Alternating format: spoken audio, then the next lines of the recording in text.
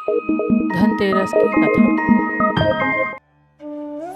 एक समय भगवान विष्णु मृत्युलोक में विचरण करने के लिए आ रहे थे। लक्ष्मी जी ने भी साथ चलने का आग्रह किया। विष्णु जी बोले, यदि मैं जो बात कहूँ वैसे ही मानो तो चलो। लक्ष्मी जी ने स्वीकार किया और भगवान विष्णु लक्ष्मी जी सहित भूमंडल पर आए।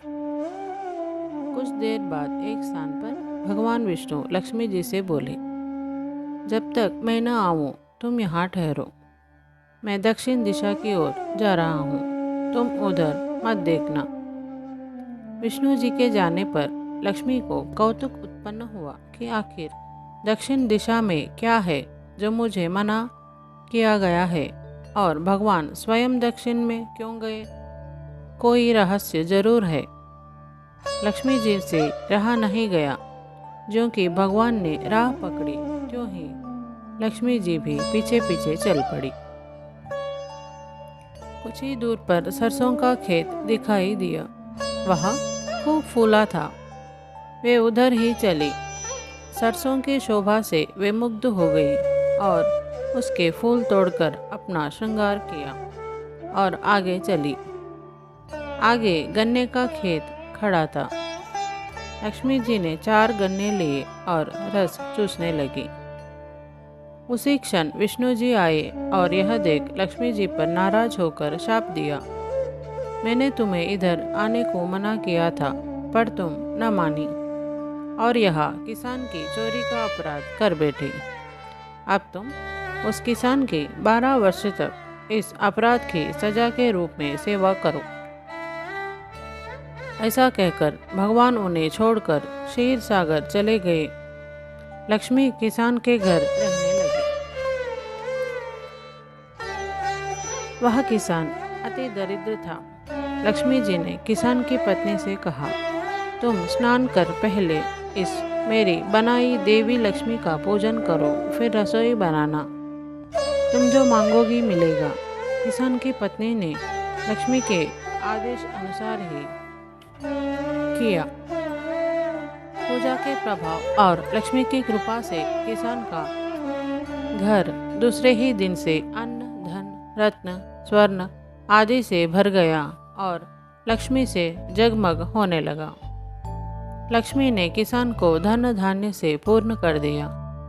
किसान के 12 वर्ष बड़े आनंद से कट गए। तत्पश्चात 12 वर्ष के बाद लक्ष्मी जी जाने के लिए तैयार हुई। विष्णु जी लक्ष्मी जी को लेने आए तो किसान ने उन्हें भेजने से इनकार कर दिया। लक्ष्मी भी बिना किसान की मर्जी वहां से जाने को तैयार न थी। तब विष्णु जी ने एक चतुराई की। विष्णु जी जिस दिन लक्ष्मी को लेने आए थे उस दिन वारुणी पर्व था। अतः किसान को वारुणी पर्व का महत्व समझाते हुए भगवान ने कहा, तुम परिवार सहित गंगा में जाकर स्नान करो और इन कौड़ियों को भी जल में छोड़ देना। जब तक तुम नहीं लौटोगे तब तक मैं लक्ष्मी को नहीं ले जाऊंगा। लक्ष्मी जी ने किसान को 4 कौड़ियां गंगा को देने को दी। किसान ने वैसा ही किया। वह सपरिवार गंगा स्नान करने के लिए चला। जैसे ही उसने गंगा में कौड़ियां डाली वैसे ही 4 हाथ गंगा में से निकले और वे कौड़ियां ले ली। तब किसान को आश्चर्य हुआ कि वह तो कोई देवी है। तब किसान ने गंगा जी से पूछा, माता, ये 4 भुजाएं किसकी हैं? गंगा जी बोली, हे किसान, वे चारों हाथ मेरे ही थे। तूने जो कौड़ियां भेंट दी है वे किसकी दी हुई है? किसान ने कहा, मेरे घर जो स्त्री आई है उन्होंने ही दी है। इस पर गंगा जी बोली, तुम्हारे घर जो स्त्री आई है वह साक्षात लक्ष्मी है और पुरुष विष्णु भगवान हैं। तुम लक्ष्मी को जाने मत देना, नहीं तो पुनः निर्धन हो जाओगे। यह सुन किसान घर लौट आया। वहाँ लक्ष्मी और विष्णु भगवान जाने को तैयार बैठे थे। किसान ने लक्ष्मी जी का आंचल पकड़ा और बोला, मैं तुम्हें जाने नहीं दूंगा। तब भगवान ने किसान से कहा, इन्हें कौन जाने देता है, परंतु ये तो चंचला है, कहीं ठहरती ही नहीं। इनको बड़े बड़े नहीं रोक सके। इनको मेरा शाप था, जो कि 12 वर्ष से तुम्हारी सेवा कर रही थी। तुम्हारी 12 वर्ष सेवा का समय पूरा हो चुका है। किसान हठपूर्वक बोला, नहीं, अब मैं लक्ष्मी जी को नहीं जाने दूंगा। तुम कोई दूसरी स्त्री यहाँ से ले जाओ। तब लक्ष्मी जी ने कहा, हे किसान, तुम मुझे रोकना चाहते हो तो जो मैं कहूँ सो करो। कल तेरस है, मैं तुम्हारे लिए धनतेरस मनाऊंगी। तुम कल घर को लीप पोत कर स्वच्छ करना, रात्रि में घी का दीपक जलाकर रखना और सायंकाल मेरा पूजन करना और एक तांबे के कलश में रुपया भरकर मेरे निमित्त रखना।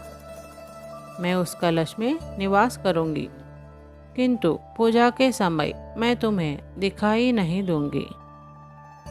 मैं इस दिन की पूजा करने से वर्ष भर तुम्हारे घर से नहीं जाऊंगी। मुझे रखना है तो इसी तरह प्रतिवर्ष मेरी पूजा करना। यह कहकर वे दीपकों के प्रकाश के साथ 10 दिशाओं में फैल गई और भगवान देखते ही रह गए।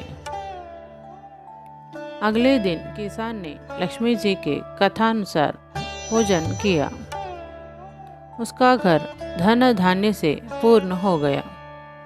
इसी भांति वह हर वर्ष तेरस के दिन लक्ष्मी जी की पूजा करने लगा। हे माँ लक्ष्मी, जैसे उस किसान पर कृपा बरसाई, सब पे कृपा बनाए रखना। जय बोलो माँ लक्ष्मी माता की जय। जय बोलो विष्णु भगवान की जय। आप सभी को धनतेरस की बहुत बहुत शुभकामनाएं। मिलेंगे अगले वीडियो में। धन्यवाद। राधे राधे।